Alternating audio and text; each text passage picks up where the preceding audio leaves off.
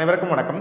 பாமகவில் கடந்த சில மாதங்களாக நீடித்து வந்த குழப்பம் அப்படிங்கிறது நேற்று ஓரளவுக்கு தெளிவை கொடுத்துருக்கு அப்படின்னே சொல்லலாம். கட்சி யார் பக்கம் போகும், சின்னம் யார் பக்கம் போகும், யார் கட்சியோட தலைவர், மருத்துவர் ஐயா அவர்கள் தன்னிச்சையாக அன்புமணி ராமதாஸ் அவர்களை பதவியிலிருந்து நீக்கலாம் கூட, அது செல்லுபடி ஆகுமா, இந்த மாதிரியான பல விஷயங்கள் தொடர்ந்து நடைபெற்றது. அதில் முக்கியமாக நம்ம சொல்லணும்னா மாற்றி மாற்றி ஆங்காங்கே பொதுக்குழுக்கள் நடைபெற்றது. இன்னும் அதிகபட்சம் உச்சபட்சமாக போய் அடிப்படை உறுப்பினர்லேருந்தே அன்புமணி ராமதாஸ் அவர்களை நீக்குவதா திரு ராமதாஸ் அவர்கள் அறிவிச்சிருந்தார்.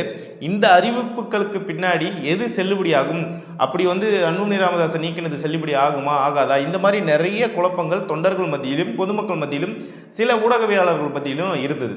இதுக்கு நேற்று நடந்த ஒரு சம்பவம் அப்படிங்கிறது இதுக்கு ஒரு சொல்யூஷன் மாதிரி கிடைச்சிருக்கு. அப்படி என்ன நடந்தது, என்ன ஏது அப்படிங்கிறத இந்த வீடியோ ஃபுல்லாக முழுக்க பார்க்கலாம். வீடியோவை நீங்கள் யூடியூப்பில் பார்த்துருந்தீங்கன்னா சப்ஸ்கிரைப் பண்ணிங்க, எஃபியில் பார்த்துருந்தீங்க அப்படின்னா ஃபாலோ பண்ணிங்க, இன்ஸ்டாகிராமில் இருந்தாலும் ஃபாலோ பண்ணிங்க. வாங்க வீடியோக்குள்ளே போகலாம். கடந்த சில மாதங்களாக பாமகவில் இந்த உட்கட்சி பிரச்சனை அப்படிங்கிறது தொண்டர்கள் மத்தியில் வெளியே தலையை காட்ட முடியாத அளவுக்கு ஒரு மிகப்பெரிய ஒரு வருத்தத்தை உண்டாக்கியிருந்து, அதுலேயும் பார்த்தீங்கன்னா நிர்வாகிகள் மத்தியிலும் ஒரு சில குழப்பங்கள் இருந்தது. என்ன அப்படின்னா, ஒரு சில நிர்வாகிகள் யார் பக்கம் நிற்கிறது, கட்சி எந்த பக்கம் இருக்குது, மருத்துவர் ஐயா பின்னாடி நிற்கிறதா, மருத்துவர் அன்புமணி ராமதாஸ் பின்னாடி நிற்கிறதா, இப்படின்ற ஒரு மிகப்பெரிய குழப்பங்கள் நீடிச்சிட்டு இருந்தது. இதில் முக்கியமாக யார் பக்கம் நின்னால் இந்த கட்சியோட வளர்ச்சிக்கு அதிகம் தேவைப்படும் அப்படிங்கிறத கருத்தில் கொண்டு கிட்டத்தட்ட 95% மாவட்ட செயலாளர்கள் பார்த்திங்கன்னா அன்புமணி ராமதாஸ் அவர்கள் பின்னாடி நின்னாங்க. இது கடந்த கால பொதுக்குழுவிலே தெரிஞ்ச ஒரு விஷயந்தான், ஊடகங்கள் வாயிலாக தான் வெளியே வந்தது. ஆனால் மருத்துவர் அன்புமணி ராமதாஸ் அவர்கள் தொடர்ந்து இதை பற்றி வாயை எதுவுமே திறக்கலை. அதாவது 1000 குற்றச்சாட்டுகள் ராமதாஸ் அவர்கள் மருத்துவர் அன்புமணி ராமதாஸ் மீது வைத்திருந்தாலும் கூட எந்த விதமான குற்றச்சாட்டுகளையும் இவர் பொதுவெளியில் வைக்காமல் கடந்து சென்றார். அதில் முக்கியமாக சொல்லணும் அப்படின்னா, அப்பா மகன் இருவருக்குள்ள சண்டை, ஆனால் ஒருத்தர் சண்டை போட்டால் அது எப்படி சண்டையாகும், திருப்பி நான் சண்டை போட்டால் தானே சண்டை அப்படிங்கிற மாதிரி ஒரு விஷயத்தை பொதுக்குழுவில் முன் வச்சுருந்தார் அன்புமணி ராமதாஸ் அவர்கள். அப்படி இருக்கும்போது அவர் தரப்பில் அவர் என்ன சொல்கிறார், எங்களுக்கு எல்லாமே ஐயா தான் இந்த கட்சியை நிறுவனார், அவர் தான் எங்களுக்கு. ஆனால் என்ன, அவரை சுற்றி சில பூசாரிகள் இருக்காங்க. அந்த பூசாரிகள் தான் இந்த அளவுக்கு ஐயா கட்சியில் இந்த மாதிரி ஒரு மாற்றங்கள் வர்றதுக்கு காரணமாக இருக்குது அப்படின்ற ஒரு மிகப்பெரிய குற்றச்சாட்டு வச்சுருந்தா, அந்த பூசாரிகள் யார் அப்படிங்கிறதையும் ஒரு பேசிக்கான சில விஷயங்கள் இப்போ சமூக ஊடகங்களில் நம்ம பார்க்குறோம். அப்படி இருக்கும்போது அவங்கள நான் கட்சியை காப்பாற்ற வேண்டிய இடத்துல இருக்கணும் அப்படின்னு சொல்லி ஒரு விஷயத்த சொல்லியிருந்தார். இன்றைக்கி கட்சியை காப்பாற்றினாரா இல்லையா அப்படிங்கிறது தான் கேள்வி. ஏன்னா தேர்தல் ஆணையம் அன்புமணி ராமதாஸ் தலைமையில் கூட்டப்பட்ட அந்த பொதுக்குழு ஏற்றுக்குச்சு. அதாவது நீங்கள் எப்படி, ஒரு சில பேர் கேட்குறாங்க, பதிவு செய்யப்பட்ட கட்சிக்கு எப்படி தேர்தல் ஆணையம் உள்ளே பேசலாம், தேர்தல் ஆணையம் எப்படி சின்னலாம் ஒதுக்கலாம், இது அங்கீகரிக்கப்பட்ட கட்சியா அப்படின்ற மாதிரி சில விஷயம் பேசுகிறாங்க. உண்மை நிலை என்ன அப்படின்னா, பாமகன்றது ஏற்கனவே ஒரு அங்கீகரிக்கப்பட்ட கட்சியாக இருந்தது. இப்போ அங்கீகாரத்தை இழந்திருந்தாலும் கூட அதுக்கு ஒரு சில வாய்ப்புகள் கொடுக்குறாங்க.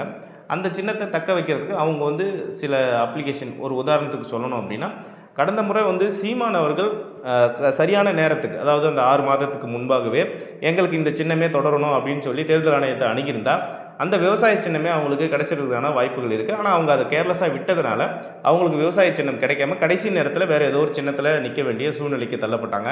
ஆனால் பாமகன்றது 40 ஆண்டுகள் அரசியல் வரலாற்றை கொண்டது. அப்படி இருக்கும்போது இவங்களுக்கு தெரியும் எப்போ சின்னத்தை வாங்கணும், இந்த சின்னத்தை வாங்குறதுக்கான வழிமுறைகள் என்ன அப்படின்னு சொல்லி கிட்டத்தட்ட இது 6 மாதத்துக்கு முன்னாடியே இது அப்ளை பண்ணி சின்னம், மாம்பழம் சின்னம் ஆகஸ்ட் மாதமே ஒதுக்கப்பட்டதாக லெட்டர் வந்துருச்சு. இதில் தான் முதல் வெற்றி திரு அன்புமணி ராமதாஸ் அவர்கள் கிடைக்குது. என்ன அப்படின்னா, இவர் இருக்கக்கூடிய அலுவலகத்துக்கு அந்த லெட்டர் ஹெட் வருது. ஸோ இவர் தலைமை அலுவலகமாக டி நகரில் திலக் தெருவில் இந்த தலைமை அலுவலகம் செயல்படுது. அங்கே தான் ஃபஸ்ட்டு லெட்டர் ஹெட் வருது. அப்போ என்ன சொன்னாங்க, சின்னம் வாங்கிட்டாங்க, இது அங்கீகரிக்கப்பட்ட கட்சியா அப்படி இப்படின்லாம் பேசினாங்க. சரி, ஓகே, அதோட சைலண்டாக போயிட்டாங்க. இதில் என்ன அப்படின்னா, தலைவராக யார் நீடிக்கிறாங்கன்ற ஒரு கேள்வி தொடர்ந்து இருந்தது. அப்புறமா தான் பொதுக்குழு கூட்டி பொதுக்குழு உறுப்பினர்கள் எல்லாம் சேர்ந்து இப்போது எலெக்ஷன் 2026 வருது, நம்மளால் இப்போது உட்கட்சி தேர்தலை நடத்த முடியாது. அப்படி இருக்கும்போது ஒரு வருட காலம் இவர்களுடைய பதவிகள், அதாவது தலைவர், பொருளாளர், செயலாளர், அவங்களுடைய பதவிகளை ஒரு வருடம் நீட்டிக்கிறதா அன்புமணி ராமதாஸ் அவர்கள் தெரிவித்தார். அப்படியே தான் அந்த ஒரு வருட காலம் நீட்டிக்கிறதா இந்த தீர்மானமும் நிறைவேற்றப்பட்டு இது டெல்லியில் இருக்கக்கூடிய தேர்தல் அலுவலகத்துக்கு அனுப்பப்படுது. எல்லா விதமான டாக்குமெண்ட்டோடு அனுப்புகிறாங்க. இங்கே பொதுக்குழுவில் கையெழுத்திட்ட பொதுக்குழு உறுப்பினருடைய கையெழுத்து, பொதுக்குழு நடைபெற்ற அந்த இடம், எல்லா டீட்டெயில்ஸோடுமே கொடுக்குறாங்க. இதை தேர்தல் ஆணையம் ஆய்வு பண்ணுது. அப்படி ஆய்வுக்கு உட்படுத்தி தான் இந்த மாதம் செப்டம்பர் 9ஆம் தேதி தான் இதை கன்ஃபார்ம் பண்ணுறாங்க. ஆமாம், நாங்கள் உங்களுடைய எக்ஸ்டென்ஷனை ஏற்றுக்கிறோம். தெளிவாக புரிஞ்சுக்கணும், பாமகன்றது அன்புமணி ராமதாஸ் அவர்கள் தலைமையில் இயங்குறதுனால அவர் நடத்தின அந்த பொதுக்குழுவோட தீர்மானத்தை மத்திய தேர்தல் ஆணையம் ஏற்றுக்குச்சுன்றதுனால தான் அந்த எக்ஸ்டென்ஷனை நாங்கள் ஏற்றுக்கிறோன்ற ஒரு லெட்டர் எடுத்து கொடுக்குறாங்க. இதில் வந்து பார்த்திங்கன்னா தெளிவாக இருக்குது. அப்போது இதை யார் இந்த தீர்மானத்தை எதுவுமே கொடுத்தாங்களோ அவங்களுக்கு தான். ஏன்னா இது வந்து மருத்துவர் ராமதாஸ் அவர்கள் தரப்பில் நடத்தப்பட்ட அந்த ஒரு பொதுக்குழுவில் இந்த மாதிரி எக்ஸ்டென்ஷனோ எதுவுமே கேட்கல. ஆனால் இந்த லெட்டர் ஹெட்டில் எக்ஸ்டென்ஷனை நாங்கள் ஒத்துக்கிறோம் அப்படின்னு சொல்லி யாரோட அட்ரஸ்க்கு வருது அப்படின்னா மருத்துவர் அன்புமணி ராமதாஸ் இருக்கக்கூடிய பாட்டாளி மக்கள் கட்சியின் டி நகர் அலுவலகத்துக்கு தான் இது வருது. அப்படி இருக்கும்போது பெருமளவில் இது எல்லாருக்குமே தெரிஞ்சிருச்சு. அன்புமணி ராமதாஸ் அவர்கள் தான் தலைவராக தொடரப் போகிறாரு. அவங்க போட்ட தீர்மானத்தையும் இந்த தேர்தல் ஆணையம் எடுத்துக்கிச்சு அப்படின்னு சொல்லி சரி எதிர்த்தரப்பில் அதாவது அன்புமணி ராமதாஸ் அவர்கள் இப்போ வந்து தலைவராக தொடருவார்னு தேர்தல் ஆணையம் அறிவித்தாலும் கூட இப்போ மருத்துவர் ஐயா கூட இருக்கக்கூடிய ஆட்கள் என்ன பண்ணுறாங்க, இன்னமும் வந்து பார்த்திங்கன்னா அவங்க கூட இருக்கக்கூடிய ஆட்களை ஏமாத்துகிற வேலைகளை திரும்ப திரும்ப செய்கிறாங்க. என்ன அப்படின்னா இது வந்து போலியான லெட்ரு, இது வந்து ஏஐயில் ரெடி பண்ணுது, இது வந்து இவங்களாம் மிரட்டி வாங்கிட்டு வந்து இந்த மாதிரி நிறைய கட்டுக்கதைகளை சொல்கிறாங்க. அப்படியெல்லாம் தேர்தல் ஆணையத்தை ஏமாற்றியோ இல்லை தேர்தல் ஆணையம் சொன்ன மாதிரியோ ஒரு பொதுவெளியில் வந்து ஒரு பத்திரிகையாளரை கூப்பிட்டு ஒரு ஒரு கட்சியோட செய்தி தொடர்பாளர் பேச முடியாது. அப்படி பேசினா அது அவங்களுக்கு தான் ஆபத்து. சரி, இப்போ வந்து தேர்தல் ஆணையம் கட்சியோட தலைவர் இவர் எக்ஸ்டென்ஷனை ஒத்துக்கிச்சு, சின்னமும் ஒதுக்கிடுச்சு. இதுக்கு பின்னாடி இது இருக்க ஏதாவது பிரச்சனை வருமா அப்படிங்கிற ஒரு கேள்விக்குறி இருக்குது. இது சம்மந்தமாக சில பேர் கேட்டதுக்கு அவங்க சில விளக்கங்கள் கொடுத்தாங்க. என்ன அப்படின்னா கண்டிப்பாக இது வந்து நீதிமன்றத்தை நாடணும் அப்படின்னா இந்த கட்சியோட கட்டமைப்புக்குள்ளே இருக்கக்கூடிய நிர்வாகிகள் யார் வழக்கு தொடுத்தாலும் கூட, இப்போ ஒரு உதாரணத்துக்கு தலைவர் என்னை மீறி செயல்பட்டுக்காருன்னு பொதுச் செயலாளர் வழக்கு தொடுத்தாலோ இல்லை பொதுச் செயலாளர் தலைவர் சரியான முறையில் இதை பயன்படுத்தலை நாங்கள் வந்து இப்படி பண்ணுறோம் அப்படின்னு பொருளாளர் யாரோ வழக்கு தொடுத்தாலோ இல்லை பொதுக்குழு உறுப்பினர்கள் அதிகமான நபர்கள் உள்ளக்கூடிய ஒரு ஆள் வந்து தன் வசம் வச்சுக்கிட்டாரு, அதிகமான எம்எல்ஏக்களை தன் வசம் வச்சுக்கிட்டாரு, அப்படி இருக்கும்போது போய் ஒரு வழக்கு தொடுத்தாலோ இது வந்து செல்லுபடி ஆகிறதுக்கான வாய்ப்புகள் இருக்குது. ஆனால் அன்புமணி ராமதாஸ் அவர்கள் பக்கம் தான் மொத்த பொதுக்குழு உறுப்பினர்களில் 90% பேர் இருக்காங்க. எம்எல்ஏக்கள் வந்து பார்த்திங்கன்னா 5ல் 3 எம்எல்ஏக்கள் வந்து பார்த்திங்கன்னா அன்புமணி ராமதாஸ் அவர்கள் பின்னாடி இருக்காங்க. நிர்வாகிகளில் எல்லாருக்குமே தெரியும் 108 மாவட்ட செயலாளர்களில் 100 மாவட்ட செயலாளர்கள் அன்புமணி ராமதாஸ் அவர்கள் பின்னாடி இருக்காங்க. அதே மாதிரி தான் பொதுக்குழு உறுப்பினர்களும் பார்த்திங்கன்னா 90% மேலே அன்புமணி ராமதாஸ் அவருக்கு பின்னாடி தான் இருக்காங்க. மக்களும் அவர் பின்னாடி தான் இருக்காங்க. ஏன்னா இந்த கட்சியோட அடுத்த கட்ட நலனை கருத்தில் கொண்டு மக்கள் வந்து அன்புமணி ராமதாஸ் அவருக்கு பின்னாடி நிற்கிறாங்க. இது வந்து கோர்ட்டுக்கே போனாலும் கூட இது வந்து நம்ம ஒரு உதாரணத்துக்கு சொல்லணும் அப்படின்னா பொதுக்குழுவே நடத்தக்கூடாதுன்னு மனு தாக்கல் பண்ணுறாங்க. அந்த மனு தாக்கல் கூட என்ன நடக்குது அப்படின்னா அந்த நீதிபதியை கூப்பிட்றாரு, இதை என்னால் ஒரு நிமிஷத்தில் தீர்ப்பு கொடுத்துட முடியும், ஆனால் இருந்தாலும் கூட நான் அவங்களாட பேசி கொஞ்சம் சமாதானப்படுத்தினேன், மக்களுடைய நலனுக்காக சமூக நீதி பேசக்கூடிய ஒரு கட்சி வந்து அடுத்த கட்டத்துக்கு போகணும் அப்படின்ற அந்த நீதிபதியோட அக்கறையினால் அவங்க கூப்பிட்றாங்க. ஸோ இது என்ன நடக்குது, அவரும் வரமாட்டேங்கிறாரு. மருத்துவர் ஐயா அவருக்கு நான் கூப்பிட்டுலாம் வரமாட்டேன் அப்படின்ட்டு அப்புறம் காணொலி வாயிலாக பேசுகிறாங்க. அப்போ கூட மருத்துவர் ஐயாவை அன்புமணி ராமதாஸ்கிட்ட பேச சொல்கிறாங்க. ஆனால் அதுக்கு அவர் வந்து நான் பேச முடியாது அப்படின்ற மாதிரி சொல்லியிருக்காரு. உடனே தீர்ப்பு என்ன கொடுக்குறாங்க, பொதுக்குழு நடத்த தடை இல்லை. கோர்ட் அன்றைக்கே சொல்லிடுச்சு, நீங்கள் பொதுக்குழு நடத்த தடை இல்லை, இது வந்து சிவில் வழக்கு, நீங்கள் வேணும்னா சிவில் வழக்கு போய் தொடர்ந்துங்க அப்படின்னு பொதுக்குழுவும் நடந்துருச்சு. சிவில் வழக்கு தொடர்ந்தாலுமே கூட அதில் வந்து பார்த்திங்கன்னா நிறுவனருக்கு உச்சபட்ச அதிகாரம் எதுவுமே கொடுக்கப்படலை. உச்சபட்ச அதிகாரம் படைத்தவர்கள் தலைவர், செயலாளர், பொருளாளர், அந்த 3 பேருமே அன்புமணி ராமதாஸ் பின்னாடி இருக்காங்க. பொதுக்குழு உறுப்பினர்கள் அவங்களுக்கு தான் உச்சபட்ச அதிகாரம் இருக்குது. அப்படி இருக்கும்போது நிறுவனருடைய வழிகாட்டுதல் பிரகாரம் தான் இந்த பொதுக்குழு நடந்திருக்கணும். ஆனால் அதில் கண்டிப்பாக கலந்துக்கணும் அப்படிங்கிற எந்த விதமான ஒரு நிர்பந்தமும் கிடையாது. அதனால் இது நீங்கள் வந்து வழக்கு தொடுத்தாலுமே கூட இது வந்து அன்புமணி ராமதாஸ் அவர்கள் பின்னாடி தான் இந்த கட்சி நிற்கும்.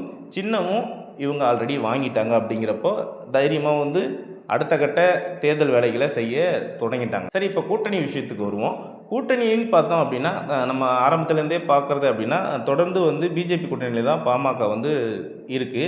இந்த முறையும் அந்த என்டிஏ கூட்டணியிலே தொடருமா அப்படிங்கிறது தான் எல்லாருடைய எதிர்பார்ப்புமா இருக்குது. என்ன காரணம் அப்படின்னா கடந்த முறை எம்பி எலெக்ஷனில் பார்த்தீங்கன்னா இந்த என்டிஏ கூட்டணியுடைய வாக்குகளும் அதிமுகவுடைய வாக்குகளையும் சேர்த்து வச்சு பார்க்கும்போது குறைஞ்சபட்சம் 10லேருந்து 15 தொகுதிகள் வரைக்கும் முன்னிலை மற்றும் வின் பண்ணிட்டுருக்கான வாய்ப்புகள் நிறைய இருந்தது. அப்படி இருக்கும்போது தான் இன்றைக்கி இந்த கூட்டணி அமைஞ்சுது அப்படின்னா ஏற்கனவே திமுக மீது இருக்கக்கூடிய அந்த வெறுப்பு ஓட்டுகள் மற்றும் வந்து பார்த்திங்கன்னா திமுகவுடைய ஆட்சியின் அவலம் அந்த மாதிரியான விஷயங்கள் வந்து இந்த கூட்டணிக்கு சாதகமாக அமையும், ஈஸியாக வந்து நம்ம பல தொகுதிகளை வின் பண்ணி ஆட்சிக்கு வரலாம் அப்படிங்கிறது தான் அவங்களுடைய கணக்காக இருக்குது. அப்படி இருக்கும்போது எடப்பாடி அவர்கள் இந்த கூட்டணியை விரும்புகிறாரு அப்படிங்கிறது பொதுவெளியிலே பேசியிருக்காரு. பாமகவும் எங்களுடன் வந்து இணையும் அப்படின்ற மாதிரி பேசியிருக்காரு. அதுவும் போகிற இடம்லாம் ஒரு வார்த்தை சொல்லுவார், எங்கள் கூட ஒரு பெரிய கட்சி வந்து இணைய போகுது, எங்கள் கூட ஒரு பெரிய கட்சி வந்து இணைய போகுது அப்படின்னு சொல்லிட்டு. அப்படி இருக்கும்போது அந்த பெரிய கட்சி கண்டிப்பாக பாமகவாக தான் இருக்கணும். ஏன்னா விஜய் அவர்கள் கண்டிப்பாக வந்து இந்த கூட்டணியில் இணையறதுக்கான வாய்ப்புகள் கிடையாது. ஏன்னா அவர் தன்னோட தலைமையில் தான் கூட்டணி அமைப்புன்றதுல தெளிவாக இருக்கார். வேணும்னா நீங்கள் வாங்கன்னு தான் சொல்லுவார். அதனால் விஜய் எல்லாம் வர்றதுக்கு வாய்ப்பில்லை. அதே மாதிரி நாம் தமிழர் சீமான் அவர்களும் வேட்பாளர்லாம் அறிவித்து அவர் பாட்டுன்னு போயிட்டுருக்காரு. அவரும் இந்த கூட்டணியில், ஏன்னா பாஜக இருக்கிறதுனால நாம் தமிழர்களும் இந்த கூட்டணியில் வர்றதுக்கான வாய்ப்புகள் குறைவு. அப்போது பாமக, பாஜக, அதிமுக மற்றும் தேமுதிக தான் ஒரு மிகப்பெரிய ஒரு கூட்டணியாக அமைகிறதுக்கான வாய்ப்புகள் எல்லாமே இருக்குது. இதில் யார் யாருக்கு எவ்வளோ தொகுதிகள் இருக்குமான வாய்ப்புகள் இருக்குமா அப்படிங்கிறதெல்லாம் வருங்காலங்களில் நமக்கு தெரியும். ஆனால் ஓரளவுக்கு இப்போ பாமகவுடைய பிரச்சனைகள் தீர்ந்து கூட்டணி பேச்சுவார்த்தை அளவுக்கு நகர்ந்திருக்கு அப்படிங்கிறது தான் எல்லாரும் பேசிக்கிறாங்க. அதில் வந்து ஏடிஎம்கே கூட்டணிக்கு ரெஃபரன்ஸ் இருக்குது அப்படிங்கிற மாதிரி கேள்விப்படுறோம். ஆனால் ஏடிஎம்கே கூட்டணி இல்லை அப்படின்னா அப்போ பாமகவுடைய இன்னொரு ஆப்ஷன் என்ன இருக்கும், ஒன்று தனி நிற்கிறது, இல்லை விஜயோட கூட்டணிக்கு வாய்ப்பு இருக்கா அப்படிங்கிறத பார்க்கலாம். ஸோ இது எப்படியோ பாமகவுடைய பிரச்சனைக்கு ஓரளவுக்கு தீர்வு கிடைச்சிருச்சு. அடுத்ததாக அவங்க அரசியல் கணக்கை நோக்கி போகலாம். இந்த உட்கட்சி பிரச்சனையை தள்ளி வச்சுட்டு அரசியல் கணக்கை நோக்கி போகிறதுக்கான வேலைகளை செஞ்சுட்டாங்க. அதில் முதல் எதிரியாக அவங்க திமுகவை தொடர்ந்து விமர்சித்து வராங்க. அதில் முக்கியமாக சொல்லணும்னா அந்த வன்னியர்களுக்கான 10.5 இடஒதுக்கீட்டை அமல்படுத்தாதது. அடுத்ததாக வந்து பார்த்திங்கன்னா சமூக நீதி சாதிவாரி கணக்கெடுப்பை மற்ற மாநிலங்களை எடுத்துட்டாங்க, நீங்கள் இன்னும் எடுக்காமல் வன்னியர்களுக்கும் மற்றும் மற்ற சாதிகளுக்கும் துரோகம் பண்ணிகிட்ருக்கீங்க அப்படின்னு சொல்லி தொடர்ந்து போகிற இடம்லாம் பேசிட்டு வராரு. அது மட்டும் இல்லை, தமிழ்நாட்டில் சட்டம் ஒழுங்கு, கொலை, கொள்ளை இந்த மாதிரியான விஷயங்கள்லாம் அதிகமாக இருக்குது அப்படின்னு சொல்லி திரு அன்புமணி ராமதாஸ் அவர்கள் போகிற இடங்கள்லாம் நடைபயணம் நடக்கிறதுலாம் திமுக போட்டு பொலன்னு பொழந்துட்டுருக்காரு. அதனால் வரக்கூடிய நாட்களில் இந்த பிரச்சனைகள்லாம் ஓஞ்சதுனால திமுகவின் மீது இன்னும் கடும் விமர்சனங்கள் வைக்கப்பட்டு திமுகவின் அத்தனை அவலங்களையும் எடுத்து வச்சு கண்டிப்பாக இந்த என்டிஏ கூட்டணி மிகப்பெரிய அளவில் வலுப்பெறும்னு நாம் எதிர்பார்க்கலாம். மீண்டும் ஒரு காணொளியில் சந்திப்போம். நன்றி, வணக்கம்.